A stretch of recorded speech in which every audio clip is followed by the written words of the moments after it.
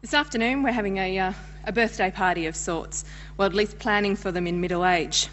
And our chief party animal is Scott Hay-Bartlem. Scott is a partner with Brisbane law firm Cooper Grace Ward. Scott and his team specialise in assisting accountants, financial planners, lawyers and other advisors with issues that affect their clients. This includes tax and superannuation advice, estate planning, business succession and asset protection, restructuring, business sales and purchases, company tax and superannuation fund establishment and commercial documentation. So without further ado, let's get the party started.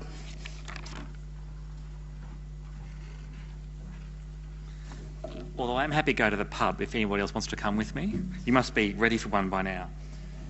Birthday parties in middle age. I just had a big O birthday, so I'm a little bit sensitive about age-related issues at the moment. So what can we talk about this afternoon at 3:09 on a sunny Thursday afternoon? The invitation talked about what happens at 50, 55, 60, 65. So we'll talk about some exciting tax things that happen to you at those ages. Had one client who's a super administrator who got excited when she hit preservation age. I thought it was just a bit of a sad, a taxi sort of thing that most people wouldn't get. And then I want to talk a bit about the end about things like trust deed structures and estate planning, because they are issues that I find are important when looking at those kind of ages and stuff that changes and stuff to be aware of. So, what happens at 50? Very exciting, the concessional contribution cap increases. Now, this is a very exciting thing to happen if you're hitting that age, although whether 50,000 is really an increase is, of course, something to be debated, particularly those approaching that age. It's always interesting, I can never quite remember when you have to be 50, so I looked at the legislation, it was very exciting. If you are 50 years or over on the last day of the financial year, then you get the higher concessional contribution cap for that year.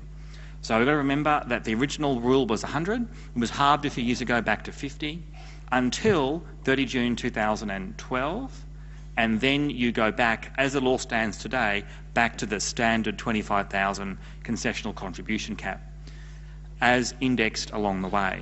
So you need to remember the 50,000 is not in fact indexed.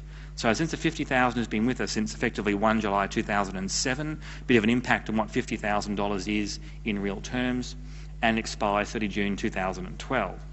Now I say as the law stands today because there have been proposals to continue that, because 25 and 50 are hardly generous concessional contribution caps to get lots of money into super to fund our extravagant retirement. So there is a proposal at the moment that we continue the caps at 50, again not indexed, provided you have less than $500,000 in super. And there are proposals out there at the moment, subject to great debate in the media, about what they actually say, what they actually mean, how you can actually make them work. And I fear we're back in for another surcharge. It would actually cost us more to administer, actually raise in revenue from what we're doing.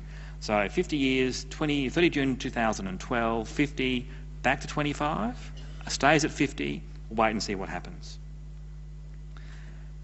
Non-concessional contribution cap, nothing to get excited about there, stays at 150 per year, indexed. We do have the 3-year bring forward where we can put 3 years in at once to go up to the exciting amount of 450,000. So we need to remember we've got that sitting there. Once we go over, we bring forward for the next couple of years.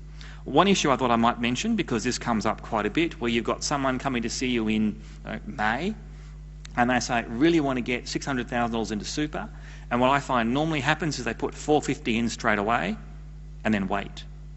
And what people often don't think about is your cap resets in the next 6 weeks on 1 July, the following 1 July.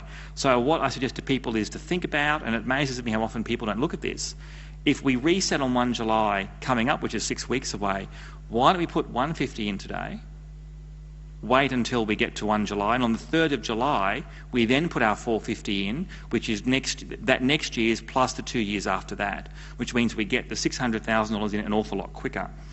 And it amazes me people don't consider that more often. So just as a really simple example, we've got Mary who's sold some real estate. She wants to put into super. It's May. Sitting here in May thinking about this, talking to Mary. She's got the money, wasn't an active asset, so we can't look at the CGT caps I'll get to in a minute. Do we put 150 in and wait? Sorry, put 450 in and wait? Or do we put 150 in May, come around to the beginning of July, next financial year, not that far off?